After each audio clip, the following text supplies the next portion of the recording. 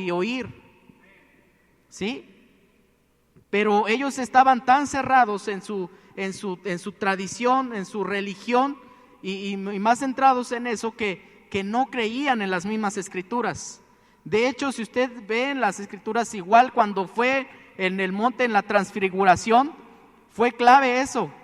¿Quién fue el que se apareció en el monte de la transfiguración? Fue Moisés y Elías. Dos personas claves en el judaísmo, el profeta, los dos profetas. Y tuvieron esa revelación para que vieran, que ellos mismos testificaran de Jesús. Y aquí Jesús les está diciendo: porque si creyeseis a Moisés, me creerías a mí, porque de mí escribió él. Pero si no creéis a sus escritos, ¿cómo creeréis en mi palabra? Y déjeme decirle, muchas veces, hermanos, a veces, no sé si a usted le ha pasado, a lo mejor soy el único, pero de repente a veces nuestra mente viaja y dice: no, a lo mejor si yo hubiera escuchado un sermón de Jesús, yo siento que a lo mejor, no sé, mi vida hubiera sido más poderosa en el ministerio, o a lo mejor si hubiera escuchado predicar a Pablo, o a lo mejor si hubiera visto cuando Jesús multiplicó los panes, y creemos que a veces eso podría darnos más fe. Y estamos en la misma situación que los judíos, que estaban apelando a Moisés cuando estaba ahí el rey del universo, el que le dio las tablas a Moisés, el que le dijo: mira, esto van a hacer.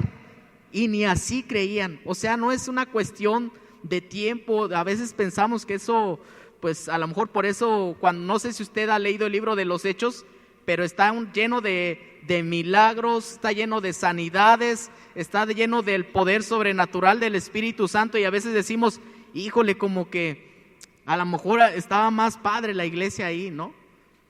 Y en realidad, ¿cuántos saben que Dios es el mismo de ayer, de hoy y por la eternidad? Porque Dios no cambia. Dios no ha cambiado. Dile al que está a tu lado: Dios no ha cambiado. Dios tiene el mismo poder. Entonces aquí estamos viendo que la fe es el resultado de la aceptación de un testimonio o una evidencia. Y todo este libro está lleno de testimonios y evidencias. Dice el libro de Santiago que Elías era un hombre sujeto a pasiones como nosotros. ¿Sí o no dice eso? Y dice que Elías oró y no llovió. Y dice que volvió a orar y ahora sí llovió.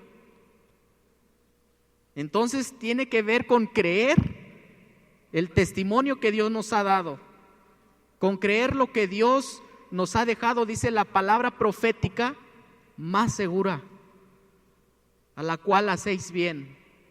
Dice en hacer caso, en atender. Entonces, siguiente, acompáñenme ahora a San Juan capítulo 20, del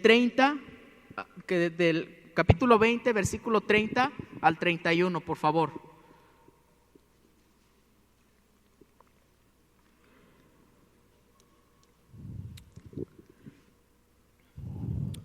Dice la escritura, y todos juntos vamos a leerlo. ¿Ya están ahí?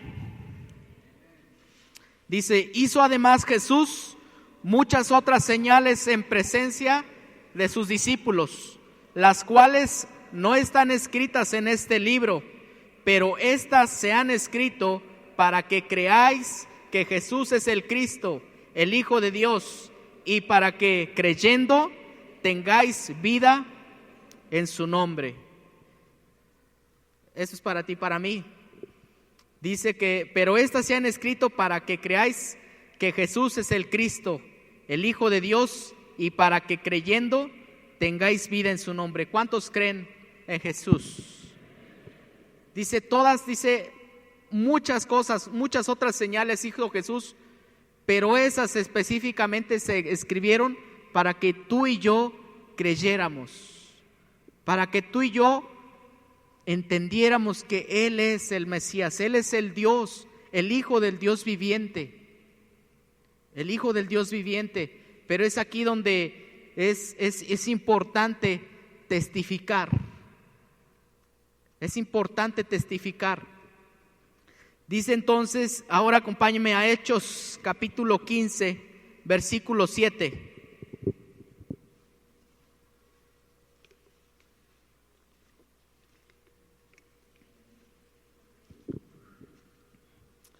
Ya está ahí, dice, y después de mucha discusión, Pedro se levantó y les dijo: varones hermanos, vosotros sabéis, como ya hace algún tiempo, que Dios escogió que los gentiles, ¿qué? Oyesen por mi boca la palabra del evangelio y creyesen.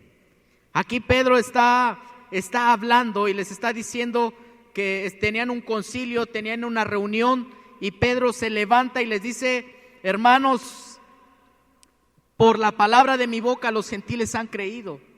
O sea, pues que Pedro se levantó y testificó. Ahora, ¿cuántos de aquí han tenido un encuentro con Cristo? Levante su mano.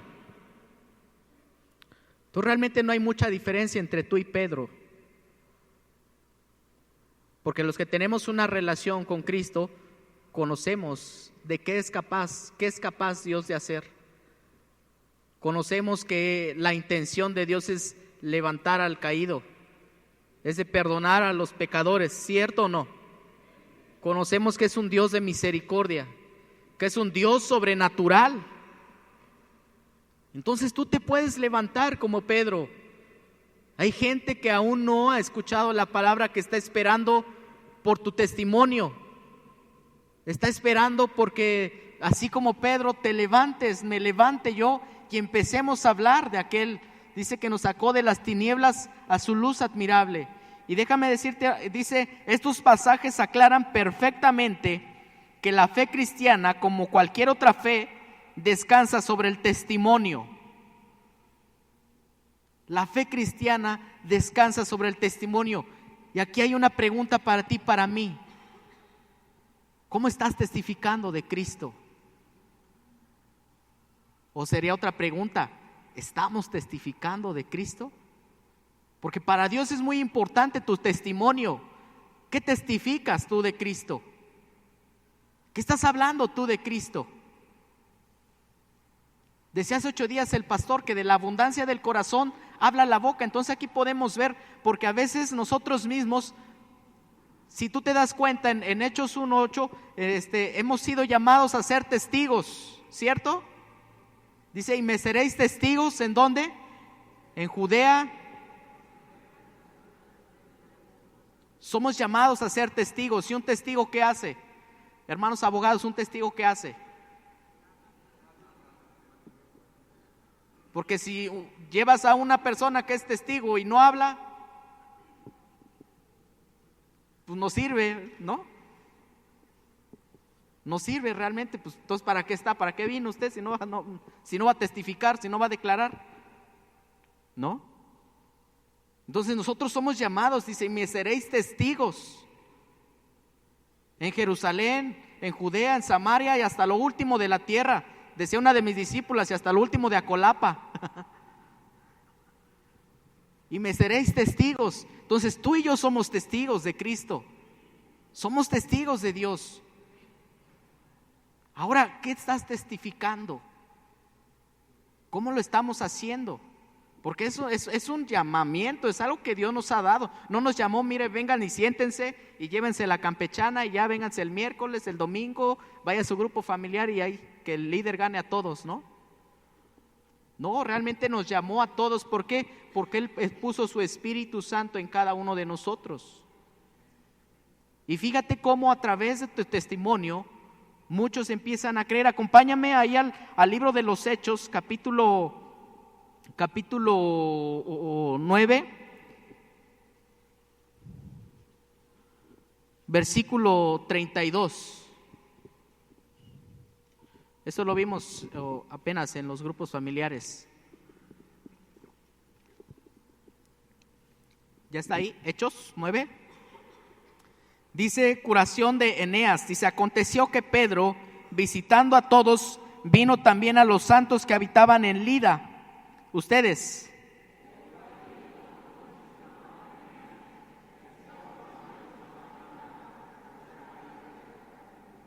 Y le dijo Pedro: Eneas, Jesucristo te sana, levántate y haz tu cama. Y enseguida se levantó, todos juntos, y le vieron todos los que habitaban en Lida y en Sarón, los cuales se convirtieron al Señor. Aquí estamos viendo, dice que Pedro sana a Eneas, estaba en Lida. Ocurre que escucha el sentir del Espíritu Santo, ora por este enfermo, se levanta y el resultado dice, y vieron todos los que habitaban en Lida y en Sarón, los cuales se convirtieron al Señor. Y aquí, por ejemplo, podemos preguntar, ¿ha hecho un milagro Dios en tu vida? ¿Ha hecho Dios un milagro a través de ti? Entonces yo creo que tenemos que retomar esta serie, se llama Fundamentos. Y uno de los fundamentos es el evangelismo. Uno de los fundamentos es volver al espíritu evangelístico en las iglesias. La iglesia tiene una encomienda, tiene un propósito, tiene una gran comisión. ¿Saben cuál es? ¿Saben cuál es la gran comisión? Ir y hacer discípulos a todas las naciones. Ir y hacer discípulos, anunciándoles el evangelio, enseñándoles que guarden todas las cosas. Y en esta casa, bueno, tenemos una visión que es establecer el reino. Tenemos una estrategia. Entonces tenemos que volver al fundamento como iglesia. ¿Cuál es el propósito de la iglesia? ¿Cuál es el propósito? ¿Para qué fui llamado? Ahora que Dios me ha perdonado, que Dios me ha rescatado, ahora que Dios me ha dado una vida eterna juntamente con Él, ahora que Dios ha restaurado mi matrimonio, ahora tengo una encomienda de parte de Dios. Y Dios me ha dado ese lugar de testigo, me ha dado ese privilegio de que yo hable de Él, de que yo testifique a las personas que están a mi alrededor, a las personas que Él me envíe, que yo les testifique que Cristo sana, que Cristo salva, que Cristo liberta.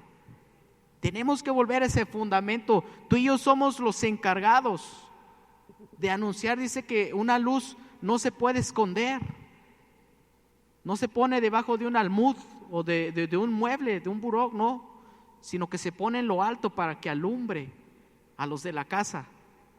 Se pone en un monte para que alumbre a todos los que están ahí. Y tú eres esa luz. Tú y yo somos esa luz. Cada grupo familiar es una luz que se enciende en las tinieblas, en tu colonia. Es una luz que resplandece como grupo familiar, y entonces el testimonio, testificar de Cristo. Y fíjate cómo es tan importante que tú y yo tomemos en cuenta que la fe se produce a través del testimonio. Y bueno, aquí me voy a recargar un poco en los varones. Venía hace un ratito comentando con mi esposa y bueno, Dios también habla a través de las esposas. ¿Cuántos dicen amén? Y veníamos comentando acerca de Abraham. Abraham dice que creyó y le fue contado por justicia. Le dijo que sal de tu tierra y tu parentela y ve al lugar que yo te diré, porque te va a dar una nación. Y dice que su descendencia iba a ser así como la arena del mar, así como las estrellas. Pero nota algo, Abraham creyó. Abraham escuchó y creyó y tuvo fe.